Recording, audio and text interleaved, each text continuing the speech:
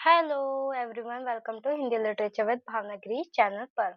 यदि आप हमारे चैनल पर नए हैं और चैनल को सब्सक्राइब नहीं किया है तो चैनल को जल्दी से सब्सक्राइब करें।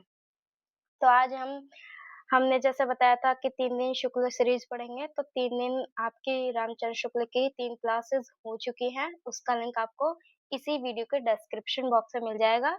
और आज पढ़ेंगे हम, आज और कल 2 दिन हम पढ़ेंगे कहानी, ठीक है? आपको 9 पीएम पर ये क्लास मिल जाएगी, राइट? तो आज कौन सी कहानी पढ़ेंगे? मारे गए गुलफाम उर्फ तीसरी कसम। यहाँ पे गुलफाम लिखा हुआ है ये, ठीक है? ये व्हाइट कलर का क्या है फ़ॉन्ट, तो इसलिए दिख नहीं रहा है, राइट? और इससे पहले की कहानियों का जो प्लेलिस्ट है उसका भी लिंक आपको इसी वीडियो के डिस्क्रिप्शन बॉक्स में मिल जाएगा। तो आपको डिस्क्रिप्शन बॉक्स ज़रूर देखिए, उसमें बहुत कुछ आपको देखने को मिलेगा।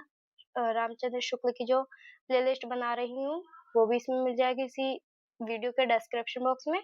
और जो इससे पहले की कहानियाँ पढ़ाई गई, जो-सी आज पढ़ाऊँगी, उसकी भी सभी प्लेलिस्ट आपको पूरी की पूरी इसी डिस्क्रिप्शन बॉक्स में मिल जाएगी इसी वीडियो के, ठीक है? और फीडबैक ज़रूर दीजिए। आप क्या चाहते हैं वो भी बताइए, कमेंट बॉक्स के थ्रू बताइए या फिर आप टेलीग्राम के थ्रू बताइए। और यदि आप चाहते हैं सभी क्लास की पीडीएफ तो टेलीग्राम चैनल को जल्दी से जॉइन कर लें, राइट? तो अब बिना देरी किए हम चलते हैं अपनी कहानी पर, ठीक है? किसके ये? मारे गए गुलफाम और तीसरी कसम, फणीश्वरनाथ रेणु की। आज हम इसमें शॉर्ट्स नोट्स पढ़ेंगे, यानी जो हमारे एग्जाम के नजरिए में, मतलब जैसे एग्जाम से पहले कुछ पढ़ते हैं ना कि भाई कहानी में कुछ इंपॉर्टेंट पढ़ ले, पूरी कहानी नहीं पढ़ते लेकिन इंपॉर्टेंट चीजें पढ़ते हैं, वही चीज इस स्लाइड में आपको मिलेंगी पढ़ाने के लिए, ठीक है? तो चलते हैं। ये है आपका कहानी संग्रह ठुमरी, कितना? 1959, राइट? और इसके अंतर्गत कितनी कहानियां आती है आपके आती हैं? रसप्रिया 9 कहानियाँ इसके अंतर्गत मतलब इस कहानी के अंतर्गत आती हैं, राइट? कितनी आती है? 9। पहली, देखो आपको दिखा दूँ। पहली रसप्रिया, दूसरी तीर्थोदक, तीसरी ठेस, चौथी नित्यलीला, चौथी नित्यलीला, पांचवी पंचलाइट, छठी सिर पंचमी का सगुण, सातवीं मारे गए गुलफाम उर्फ तीसरी कसम, आठवां लाल पान की बेगम और 9th आपकी है 3 बिंदिया, ठीक है? ये एग्जाम में पूछी जाती है, क्रम से भी पूछी जाती है, या फिर आपसे पूछ मिल जाएंगी कि ठुमरी कहानी में कौन कौन सी कहानियां संकलित हैं। वो आपको 2-3 कहानियां दे देंगे इस टाइप से भी, राइट? अब इस कहानी का प्रतिपाद्य क्या है वो देखते हैं, चलिए।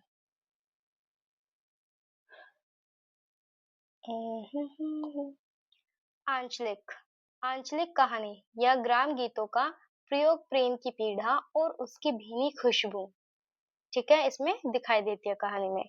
मूल कथा में नायक, मूल कथा में नायक कौन है? हीरामन द्वारा खाई 3 कस्मों की चर्चा के साथ नायक के प्रेम प्रसंग की ये कहानी है। अब देखो एक एक पॉइंट इसके अंतर्गत भी आता है कि पहली कसम कौन सी थी? चोरी का सामान गाड़ी में नहीं रखेगा, ये क्वेश्चन पूछा भी जा चुका है। दूसरी कसम, बांस की लदनी नहीं करेगा। तीसरी कसम, नाटक वाली या कंपनी वाली को गाड़ी में नहीं बैठाएगा। ये 3 कस्में थी जो हीरामन ने खाई थी, ठीक है? नोट डाउन कर लेना। मुझे पूरा भरोसा है आप कॉपी पेंसिल लेकर बैठे होंगे, जो फ्रेशर बच्चे हैं तो सब चीजें नोट डाउन करते चल रहे होंगे, क्योंकि आज की क्लास सिर्फ शॉर्ट नोट्स की है। कल से हम अपनी कहानी पढ़ेंगे। हीरामन और हीराबाई के बैलगाड़ी सफर के माध्यम से लोक संस्कृति, इसमें हमारी लोक संस्कृति दिखाई है, उसमें निहित रस और मर्यादित निश्चल प्रेम को व्यक्त करने वाली कहानी इसमें है। पात्र देखते हैं अपने, पात्र, मुख्य पात्र, ठीक है? देखते हैं आप पात्र इसमें हीरामन और हीराबाई है, और भी पात्र, लेकिन जो बिल्कुल मुख्य तौर पे वो है हीरामन और हीराबाई। पूरी कहानी ज्यादातर इन्हीं दोनों से जुड़ी हुई है, इसलिए आपके बिल्कुल मुख्य पात्र में आ जाते हैं, ठीक है? अब हीरामन के बारे में पढ़ते हैं। क्या है? खादी देहाती पात्र, 40 साल का हट्टा कट्टा काला कलूटा देहाती नौजवान, जिसे अपनी गाड़ी और बैलों के सिवाय दुनिया के किसी अन्य काम में दिलचस्पी नहीं, 3 काम न करने की वो कसम खाता है। कौन? हीरामन। अब आती है हीराबाई, कंपनी की औरत, मेलों में नौटंकी में अभिनय या नृत्य एवं नृत्य का काम हीरामन को अपना उस्ताद मानती है। ठीक है, अब आते हैं हमारे गौण पात्र। ये हो गए, ये भी हो गया, ये भी हो गया। अब चलते अपने गौण पात्रों पर, देखते हैं एक एक करके गौण पात्रों को। ये हमारे गौण पात्र, ठीक है। लाल मोहर, कौन कौन है हमारे गौण पात्र? लाल मोहर, धुनीराम, पलटदास, तीनों ही गाड़ीवान है। ठीक है, कौन? लाल मोहर, धुनीराम, पलटदास, ये तीनों कौन है? हमारे गाड़ीवान है। ठीक है। लहस नवा, लाल मोहर का नौकर, गाड़ीवान। कौन है लहस नवा? लाल मोहर जो है उसका नौकर है, गाड़ीवान का। नेपाली दरबार, मुनीम दरोगा, काले कोट वाला। ठीक है, कौन? एक तो मुनीम दरोगा, काले कोट वाला। अब ये तो हो गया हमारे गौण पात्र। अब जो कहानी में जो स्थान आए हैं, यहाँ पे देखो, यहाँ पे भी मैंने फॉन्ट व्हाइट किया है तो ये दिख नहीं रहा है। प्रयुक्त स्थान, कहानी में प्रयुक्त स्थान, कौन कौन से स्थान मतलब कहानी में आए हैं, वो मैंने यहाँ पर नोट डाउन कर दिए। विराटनगर, फारबिसगंज, खरैया शहर, चंपानगर, भगदड़, चंपानगर में हो जाती है भगदड़, सिंधिया गांव, कानपुर, हीराबाई का घर, तेगछिया महावीर स्वामी, छत्तापुर 25, मदनपुर, बिशनपुर, हरिपुर, नननपुर, मीना बाजार, बनेली मेला, दो नौटंकी कंपनी, एक तो रोता कंपनी है, ये रोता होगा यहाँ पे शायद, एक, चलो देख के बताऊंगी। रोता कंपनी, दूसरा मथुरा मोहन कंपनी, दो कंपनी आती है, ध्यान रखना ये दो कंपनियों के नाम। और आपको बता दे, हमेशा जब भी बहुत सारी जगहों का नाम आए तो स्टार्टिंग के 2-3 नाम और लास्ट के 2-3 नाम जरूर याद कर लें। क्रम में ये क्वेश्चन पूछ लिए जाते हैं। बस 2-3 नाम स्टार्टिंग के कर लो और 2-3 नाम लास्ट के कर लो, तो ये जैसे आपको यहाँ पर दिए हुए हैं तो वो क्रम में क्वेश्चन आप कर लिए जाओगे क्रम वाले में, राइट। अब इसकी विशेषताएं देखते हैं एक एक करके, इसकी विशेषताएं क्या है।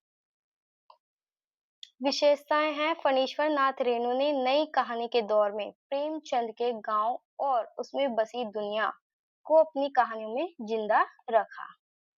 ठीक है। समाज के समाज के सामान्य पात्रों को अपनी कहानी का नायक या मुख्य किरदार बनाया। उदाहरणार्थ गाड़ीवान, काला कलूटा, हीरामन। कहानी में 3 काम न करने की कसम खाता है। वही फिर से वही बात आ रही है, ये बहुत इंपॉर्टेंट है इसलिए बार बार रिपीट होती है। चोरी का सामान, बांस की लदनी, ये इसकी मैंने विशेषता में भी नोट डाउन किया है इसलिए। कंपनी की औरत, ठीक है, कौन कौन सा? एक तो चोरी का सामान, बांस की लदनी और कंपनी की किसी औरत को नहीं बैठाएगा। अब आगे पॉइंट है, हीरामन का सहज और सरल व्यक्तित्व, मसलन भाई के प्रति सम्मान और भौजाई से डर।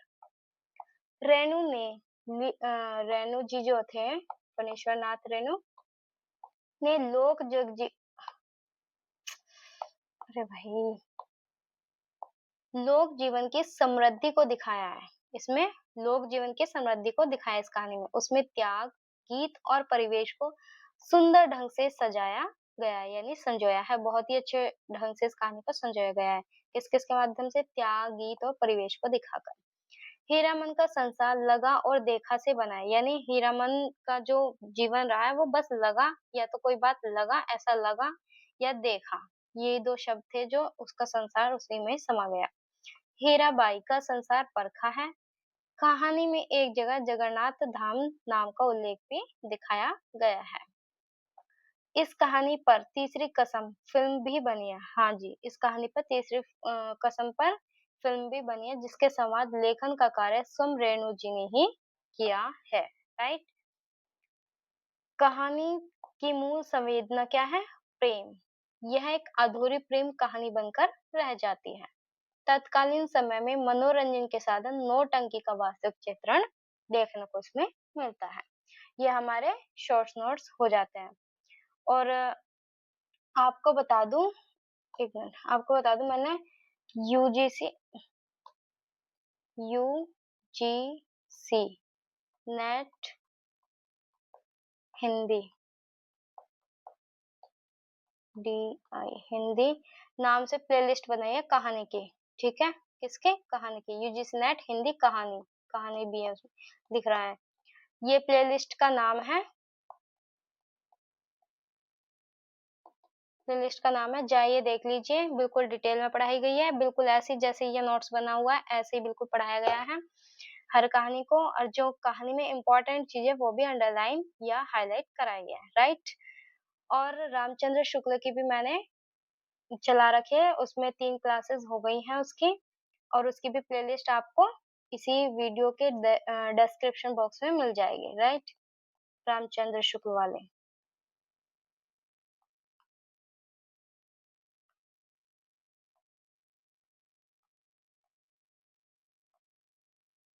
ये वाली भी आपको मिल जाएगी इसी वीडियो के डिस्क्रिप्शन बॉक्स में। और आई होप आपकी तैयारी अच्छी चल रही होगी और आप अपना प्यार ऐसे ही बनाए रखें। मुझे पूरी उम्मीद है आपका सपोर्ट हमेशा बना रहेगा। चलते हैं, मिलते हैं नेक्स्ट वीडियो में, तब तक के लिए बाय, टाटा, धन्यवाद।